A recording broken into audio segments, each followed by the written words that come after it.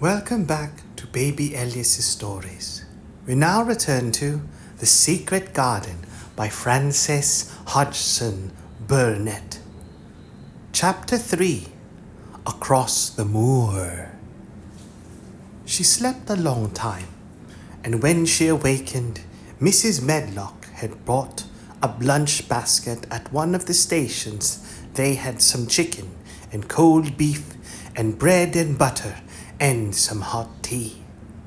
The rain seemed to be streaming down more heavily than ever, and everybody in the station wore wet and glistening waterproofs. The guard lighted the lamps in the carriage, and Mrs. Medlock cheered up very much over her tea and chicken and beef. She ate at a great deal and afterward fell asleep herself. And Mary sat and stared at her and watched her fine bonnet slip on one side until she herself fell asleep once more in the corner of the carriage, lulled by the splashing of the rain against the windows. It was quite dark when she awakened again. The train had stopped at a station, and Mrs. Medlock was shaking her. You have had a sleep, she said. It's time to open your eyes. We're at Thwaite Station, and we've got a long drive before us. Mary stood up and tried to keep her eyes open while Mrs. Medlock collected her parcels. The little girl did not offer to help her because in India, native servants always picked up or carried things, and it seemed quite proper that other people should wait on one. The station was a small one, and nobody but themselves seemed to be getting out of the train. The station master spoke to Mrs. Medlock in a rough, good-natured way, pronouncing his words in a queer, broad fashion, which Mary found out afterward was Yorkshire. I see tha's got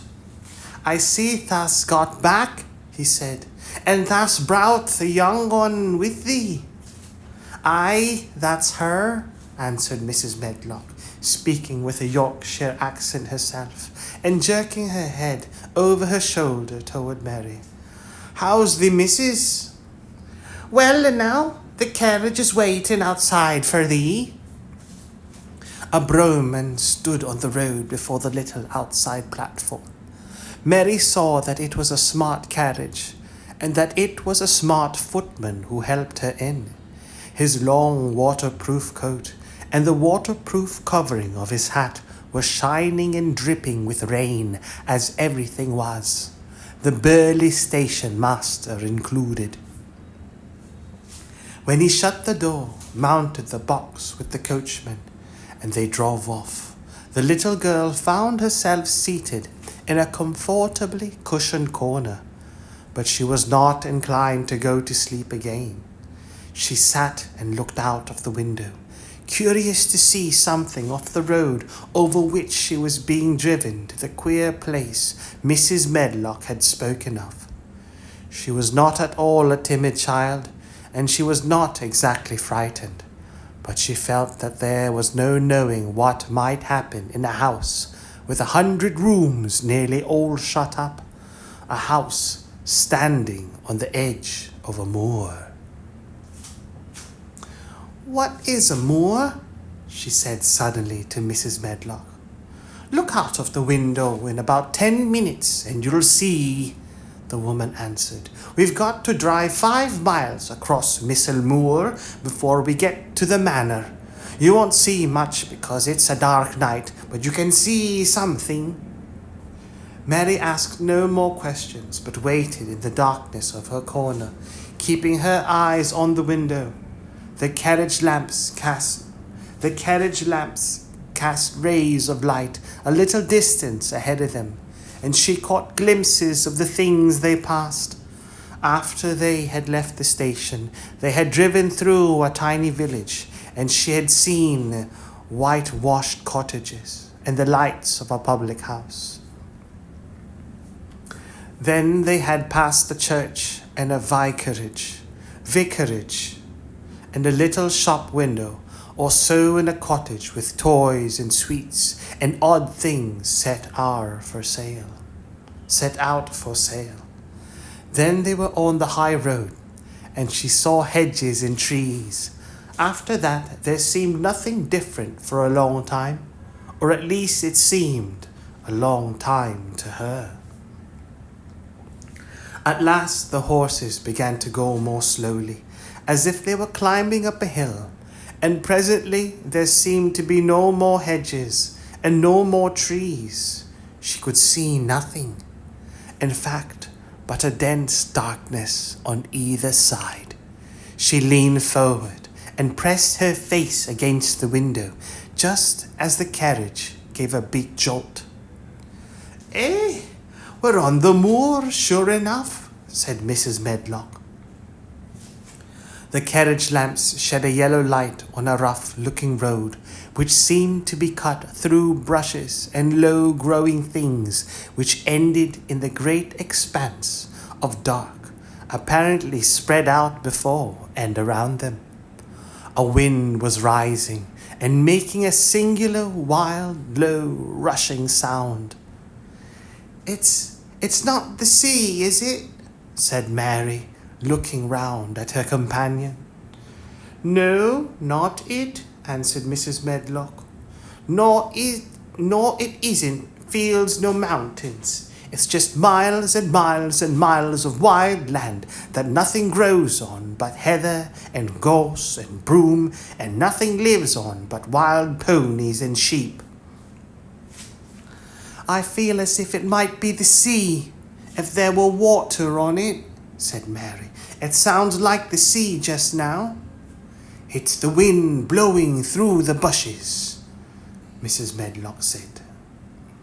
"It's the wind blowing through the bushes," Mrs. Medlock said.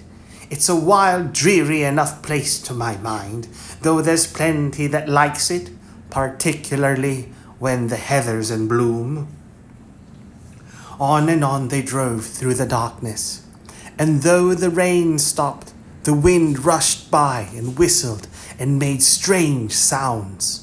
The road went up and down, and several times the carriage passed over a little bridge beneath which water rushed very fast with a great deal of noise.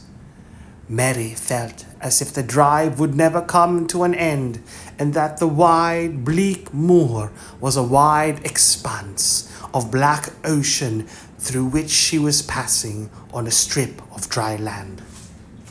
"I don't like it," she said to herself. "I don't like it." And she pinched her thin lips more tightly together. The horses were climbing up a hilly piece of road when she first caught sight of light. Mrs. Medlock saw it as soon as she did and drew a long sigh of relief. I am glad to see that bit of light twinkling," she exclaimed. "It's the light in the lodge window. We shall get a good cup of tea after a bit, at all events." It was after a bit, as she said. For when the carriage passed through the park gates, there was still 2 miles of avenue to drive through, and the trees, which nearly met overhead, made it seem as if they were driving through a long, dark vault. They drove out of the vault into a clear space and stopped before an immensely long but low-built house, which seemed to ramble round a stone court. At first Mary thought that there were no lights at all in the windows, but as she got out of the carriage, she saw that one room in a corner upstairs showed a dull glow. An entrance door was a huge one, made of massive. The entrance door was a huge one, made of massive, curiously shaped panels of oak, studded with big iron nails and bound with great iron bars. It opened into an enormous hall, which was so dimly lighted that the faces in the portraits on the walls and the figures in the suits of armor made Mary feel that she did not want to look at them.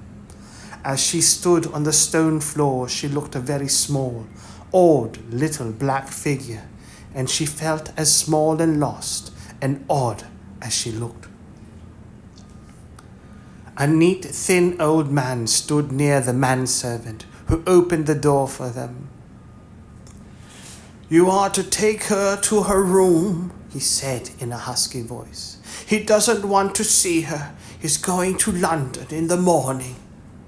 "Very well, Mr. Pitcher," Mrs. Medlock answered. "So long as I know what's expected of me, I can manage."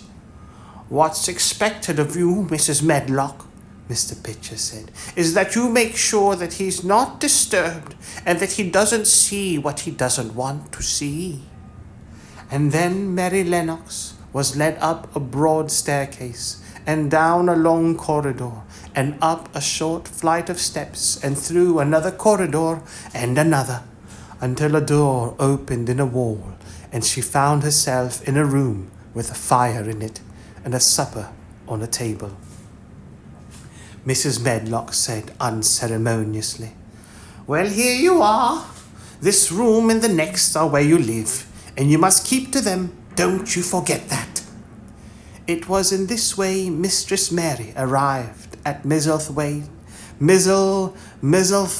Manor, and she had perhaps never felt quite so contrary in all her life.